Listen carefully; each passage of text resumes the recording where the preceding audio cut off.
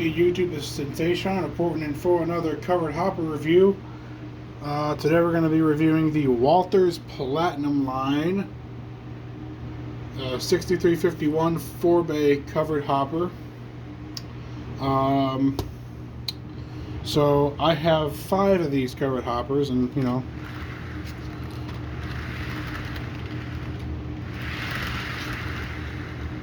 and I've got to say, these are some of the best covered hoppers besides my Atlas ones. For 4-bays, these are probably some of the best ones and most sought after covered hoppers. These covered hoppers are extremely hard to find, especially in the Platinum line. I don't know why they're so hard to find, but Walthers only did a limited run of these, or they did a huge run of these, and they got sold out like that. So I'm lucky to have 5. Unfortunately, one of them is a duplicate number. However, the difference is the one of mine has weathered wheels, and I'm not gonna lie, I'm digging the weathered wheels. So these are the traditional 4-bay covered hoppers you will see out on trains to this day. These are the Midwest DDG's Transport LLC 4-bay covered hoppers, except for the one in the back there, which is a BNBX car, which I think is just a standard car. I'm not entirely sure.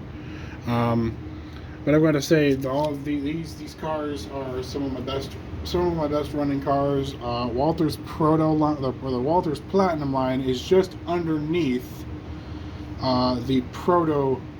the Walthers Proto line, and I gotta say the Walthers Proto line is really up there for detail wise, and the Platinum line is pretty much just barely below it in terms of detail. I mean, yes, you could do with a little more detail, but you know what? For what you pay for these cars, which I think is somewhere around the line of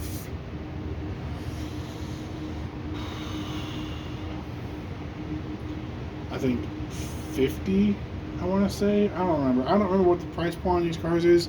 All I know is currently the pricing of these cars is just stupid. It's stupid how much these cars will go for on just eBay or any kind of online auction or whatever.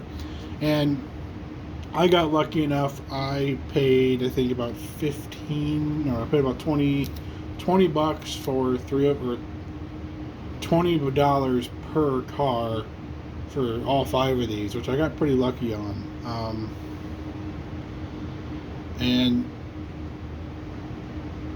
so, I mean, I got lucky on that. So let's get back into the review and not talk about the past here. So in the Platinum line,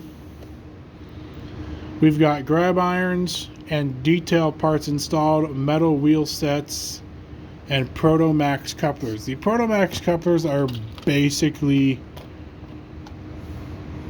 your KD number 5 from Walthers. They're almost the same coupler. Yes, they're gonna have a little differences. The Proto Max coupler has a black spring on it versus a brass spring. So it kind of hides it kind of better. However, they don't hold all that well. The Proto Max couplers don't hold all that well. All of these have KD number 5s on them because I've replaced them. My other... No, wait a minute. No, okay. So these are the only Platinum line cars that I own currently. I do own a couple Walthers Proto line cars and a few Walthers mainline cars, which I do like, but I wanted to do a review of the best of a company. So, and this is probably second best for Walthers. I mean, Proto is top tier for Walthers, and the Platinum line is pretty much just below that. So, like I said, you get etched metal walkways on this car as well, and you can see through it. Just barely, but you can see through it. And then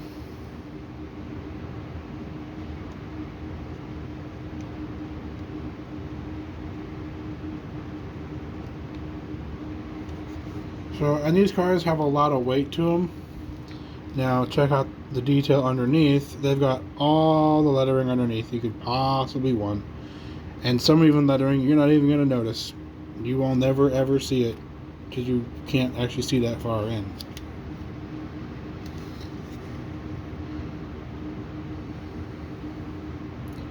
So there are a few things on here that say self-lock, unlock,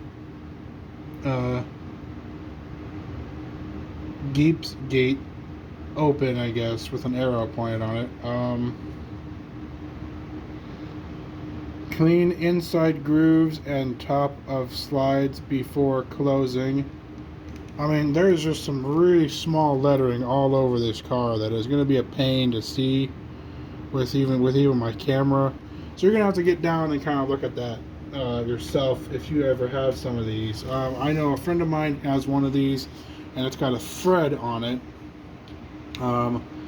So honestly, these cars aren't as detailed as the BLMA 5 bays I have, but they're a close second for that. And like before the, wait, hang on, let me make sure I got this right before I get my facts all screwed up. No, okay, so the rolling bearings do not turn on these either. But like I said, these are some really high detailed cars, and honestly, you would be happy with them. They have really decent weight on them. They can be kind of beat up. They take a lot to damage. You can kind of be rough with them, and they roll pretty easy for the weight. So anyways, so I would probably give these a solid 7 out of 10. They could use a little more detail on them. The etched metal walkways on the top could be a little bit better. There could just be more for the car because you can't really, it just looks like it's a solid side to the car. I'd like to see a little more in-depth detail in terms of where each of the sides are. But that's just me. And, you know, if Walthers, if you're listening, come out with painted wheel sets. That would be great because that adds to the realism of the car. So all the other cars that I have, at least besides this one here, you know, have the unpainted wheel sets. This car is a 10 out of 10. The other cars are a 7 out of 10 because they don't have painted wheels. So